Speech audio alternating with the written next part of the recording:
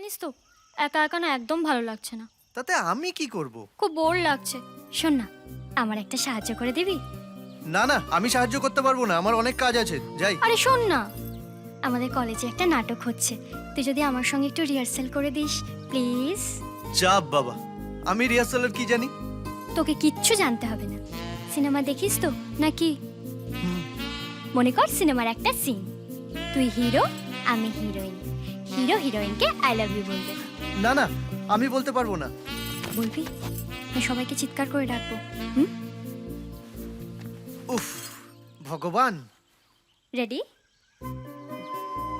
1 2 3 বল।